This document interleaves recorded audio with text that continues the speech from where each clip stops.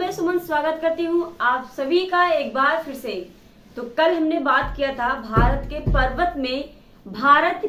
पर्वत के प्रकार, यानी उत्तर से दक्षिण की ओर पर्वतों के क्रम देखे थे, जिसमें से हमने 4 पर्वत हिमालय देखे थे, जिसमें आपका था एक तो आपका ट्रांस हिमालय, दूसरा आपका था बृहद हिमालय और तीसरा आपका था लघु हिमालय। उसके बाद हमने देखा था शिवालिक हिमालय। यानी ये हिमालय आपके बटे हुए हैं 4 भागों में भारत के। अगर कहा जाए नदियों के आधार पर बांटा गया, तो नदियों के आधार पर हमने देखा था 4 तरीके से वो भी बांटा गया था। पंजाब हिमालय आपका, फिर आपका कुमायूं हिमालय, नेपाल हिमालय और असम हिमालय। तो इनके बारे में हमने बात की थी, जिसमें से आपकी नदियां उसी में आपकी आ गई थी कि किन नदियों को अलग करता है।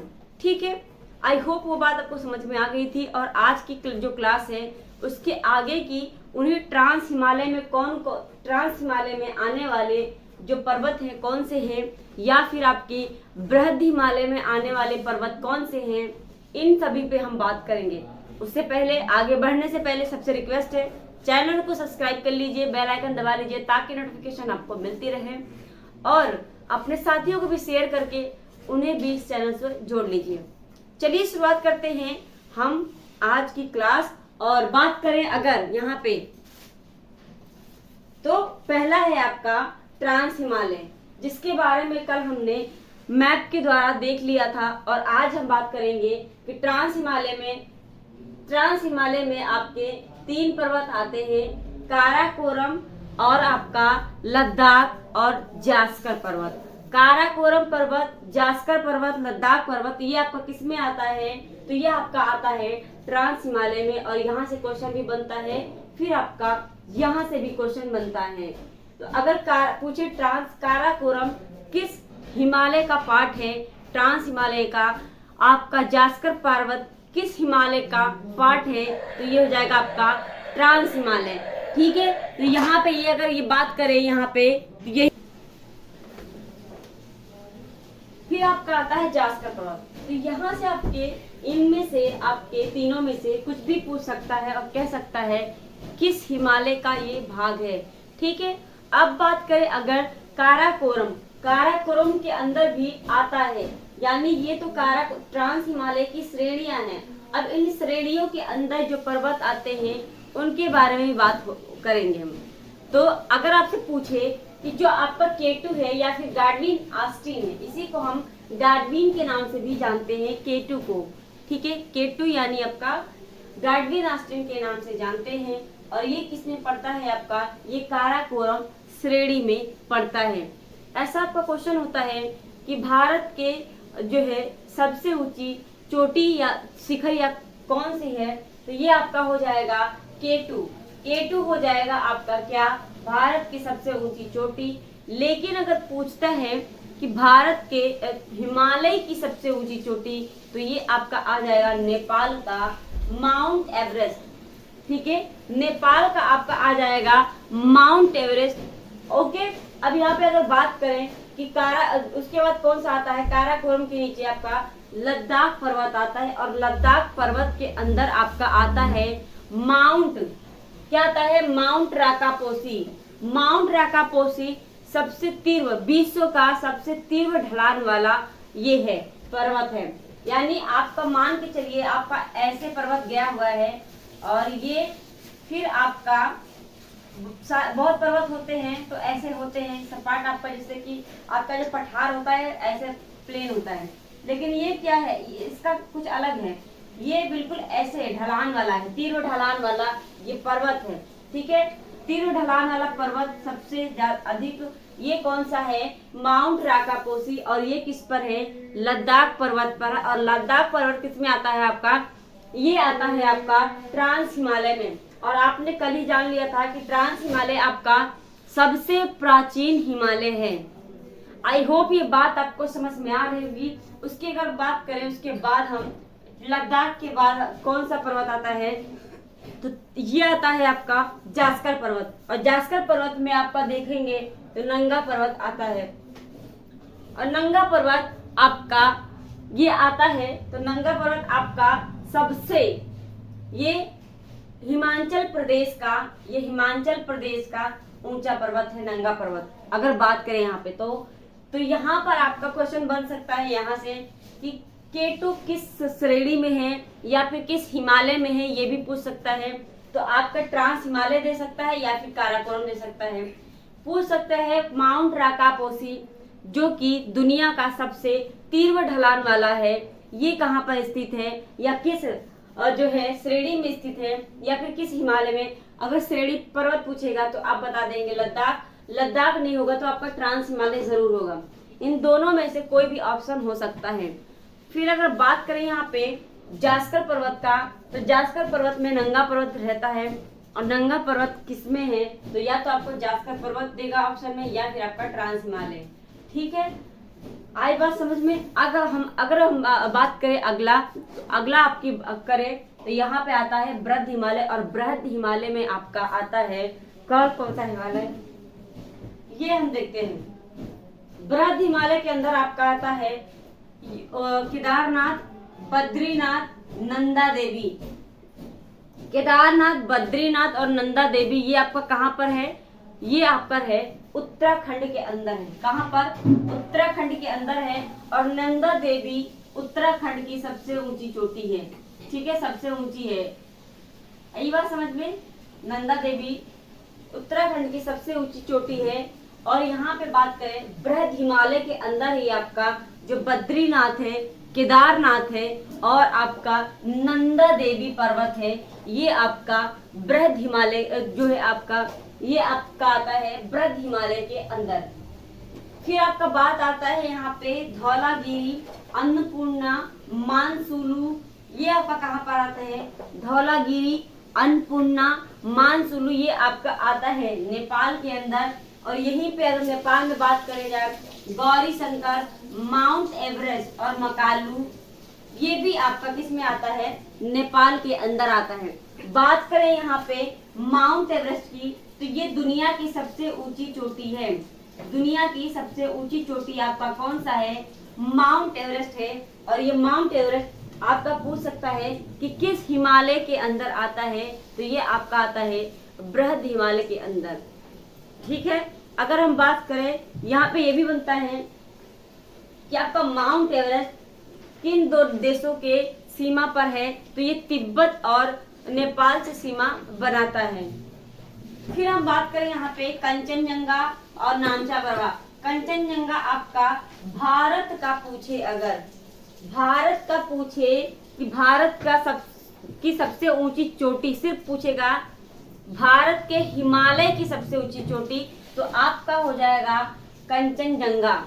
लेकिन पूछे भारत की सबसे ऊंची चोटी, तो आपका K2 हो जाएगा। और यहाँ पे अगर हिमालय लगा देता है भारत के हिमालय की सबसे ऊंची चोटी, तो ये आपका हो जाएगा कंचनजंगा। और कंचनजंगा है कहाँ पर, तो कंचनजंगा आपका कहाँ पर है, ये है आपका सिक्किम में।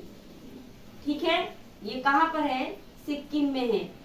और ये आपका बात करें नामचा बरवा, तो नामचा बरवा कहाँ पर है, ये आपका अरुणाचल प्रदेश में है। और अगर बात करूं तो ये जो है आपकी शुरुआत होती है बृहद हिमालय की। बृहद हिमालय की शुरुआत होती है आपकी जो हिमालय है, आप बृहद हिमालय छोड़ दीजिए, हिमालय है। और हिमालय नंगा पर्वत आपका हिमाचल है, और हिमाचल से लेके नंगा पर्वत से लेके अरुणाचल प्रदेश तक ये पर्वत श्रेणी जाती है हिमालय की। और ये यहाँ पे नामचा बरवा तक रहता है। ठीक है, तो ये आप पढ़े होंगे, वहां पे आप समझ जाएंगे। ठीक है, अगर बात करें यहाँ पे तो ये चीज आपको समझ में आ गई होगी बृहद हिमालय के उसमें। और बृहद हिमालय में ये सारे आपकी जो है चोटियां आती हैं। तो यहाँ पे अगर बात करें तो कंचनजंगा आपका सिक्किम में आता है, नामचा बरवा आपका अरुणाचल प्रदेश में आता है।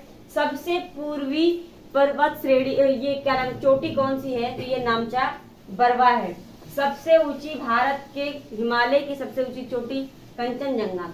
ठीक है, उत्तराखंड की सबसे ऊंची चोटी पूछे तो ये हो जाएगा आपका नंदा देवी पर्वत।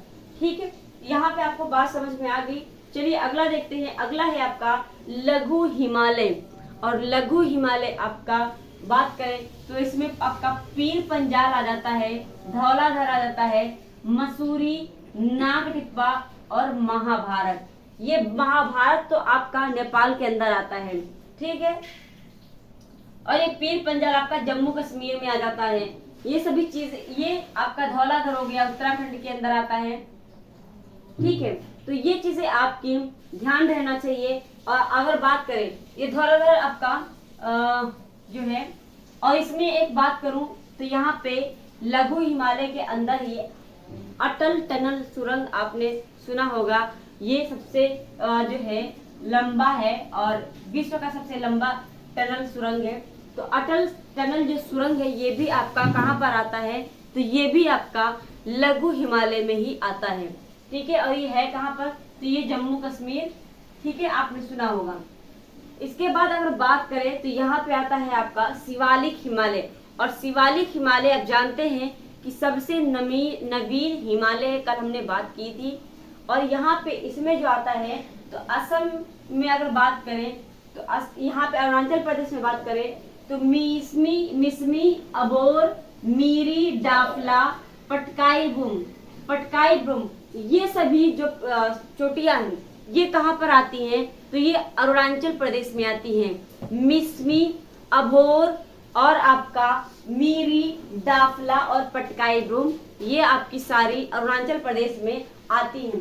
उसके बाद आता है ये आपका मिकिर हो गया, असम में आता है। रेगमा, ये भी आपका असम और जो है मिकिर हो गया, असम हो, रेगमा हो गया, ये क्या है, असम और नागालैंड के बीच में आती हैं। नागा हिल आपका नागालैंड में है, ठीक है, नागा हिल आपका नागालैंड में है। और मिजोरम में मिजोरम जो हिल है ये आपके मिजोरम की है और इसे ही आप ब्लू माउंटेन के नाम से जानते हैं। और ये यहाँ आपका प्रश्न बनता है और बन चुका है। तो ब्लू माउंटेन के नाम से किसे जानते हैं ऐसा पूछ सकता है, तो ये आपका हो जाएगा मिजोरम, ठीक है। फिर अगर बात करें टिम्फू, बरेल, लुसाई, आराकान योमा, बहुत ज्यादा इंपॉर्टेंट है आराकान योमा। आपसे पूछता है म्यांमार और भारत के बीच बनाने वाली जो है आपका पर्वत चोटी कौन सी है, तो ये सीमा बनाने वाली पर्वत चोटी ये हो जाएगी आपकी आराकान योमा पर्वत।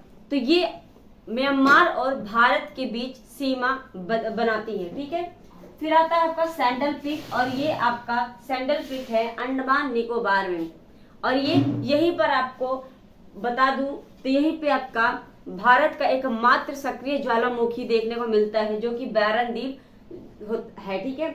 और यहीं पे ये सैंडल पीक जो है अंडमान निकोबार की सबसे ऊंची चोटी है। फिर यहाँ पे आता है गारो खासी जयंतिया, ये की पहाड़ी की है जो टूटी खंड में है। तो ये आपका आ जाता है नागालैंड में, सॉरी मेघालय में आता है। गारो खासी जयंतिया आपकी कहाँ पर है, मेघालय में, ठीक है। इस बात को आप ध्यान में रखेंगे। और ये थी आज की आपकी क्लास। कमेंट करके जरूर बताएंगे कि क्लास आपको कैसी लगी। पिछली क्लास भी देख लीजिएगा तब जाके आपको समझ में आएगा। तो ये आपको मैंने यहाँ पे कंप्लीट कर दिया है। आई होप आज की क्लास आपको समझ में आई होगी और आपके लिए बेनिफिट होने वाली है। तो ये क्लास आपको पता है, ये क्लास आपके लिए है।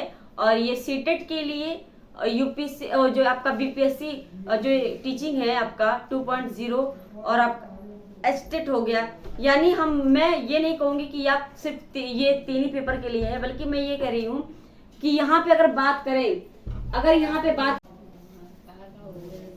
तो कमेंट करके आप जरूर बताएंगे कि आपको क्लास कैसी लगी। पिछली क्लास जरूर देखिएगा तभी आपको समझ में आएगा कि यहाँ पे जो है आपका क्लास कंप्लीट हुआ है। तो ये उन लोगों के लिए है जिन्होंने अपने पेपर डाले हुए इस समय जो जिनके पेपर लगे हैं, तो वो इन्हें पढ़कर अपना तैयारी कर सकते हैं, क्योंकि मैंने पॉइंट टू पॉइंट ही बताया है। और मैं ज्यादा डिटेल में मतलब जो थ्योरी है फालतू की समझाने वाली उस पर बात नहीं की हूँ। मैंने अपने लैंग्वेज में ही पॉइंट्स को बताया है, पॉइंट्स ही रखा है, यही से आपके क्वेश्चन बनते हैं।